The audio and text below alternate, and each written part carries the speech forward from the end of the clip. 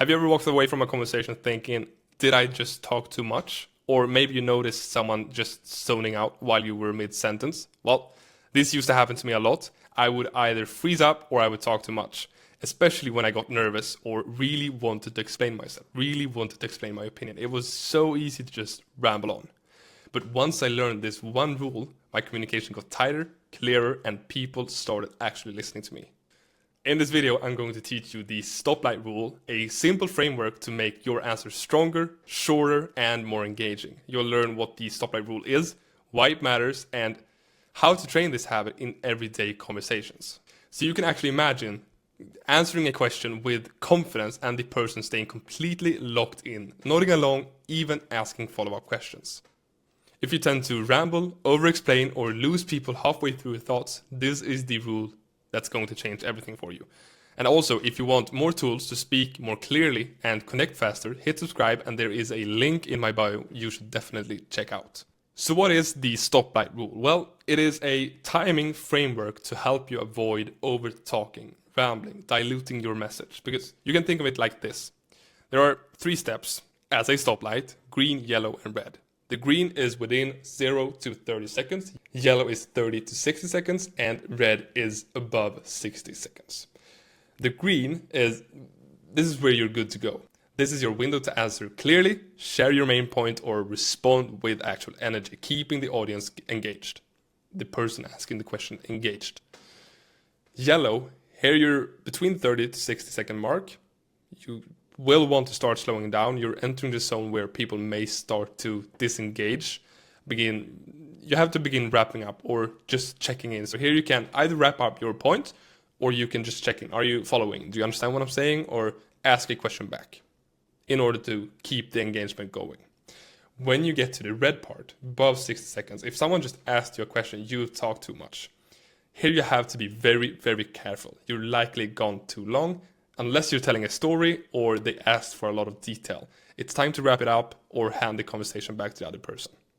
Most people don't realize they're rambling until it's too late, until they see the person in front of them nodding off, falling asleep, or you realize that your message, where am I? What have I actually said? Am I rambling too much? You don't realize that until you're at that point. The stoplight rules build actual awareness of the situation. So you stop talking when your message still has power. So instead of waiting for the awkward silence or the other person to tune out in order for you to stop talking, you lead the conversation with discipline and actual clarity. This rule is so helpful in interviews or first impressions, networking events, meetings, and group conversations where someone asks you a question and they want a short, quick answer. So you imagine you're stepping into the elevator with a billionaire and they ask you what you do. Well, here you'll use the elevator pitch, which we will talk about in another video. It's short, it's powerful, and it makes your message, your point, actually land. Without the other person, without that billionaire not understanding anything or just, all right, looking away.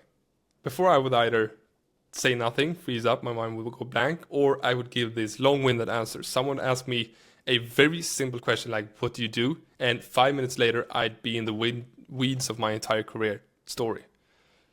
Not because I was trying to brag, but because I didn't know where to actually end. I didn't know how to explain what I did in a short, clear way that actually made the other person understand in an engaged way. But when I learned the stoplight rule, I started doing this one thing: time training. So I literally practice answer questions in 30 seconds or less. Quick, clear, and very focused. And you know what happened? People actually listened to me. They asked follow-up questions, they nodded along, and I wasn't exhausting them. I wasn't exhausting myself. I was actually engaging them, and I was engaging in a conversation that both parties wanted to be in. But how can you actually train this skill? Well, everything is all about preparation and training in your time. So I want you to pick 3 common questions. Everything from what do you do to what are you working on? What's your take on this opinion? Set a timer for 30 seconds and try answering each one under that time limit. And you can also record yourself doing it and review what you're actually saying in order to ask yourself, were I clear in this? Did I finish strong, or did I ramble to dilute my message? And a bonus could actually also be pausing at the 25-second mark in order to give your message room to land instead of spiraling and rambling on, diluting your message. And this is never about being robotic. It's all about being intentional with the way you communicate, so you actually leave space for real connection and zero rambling.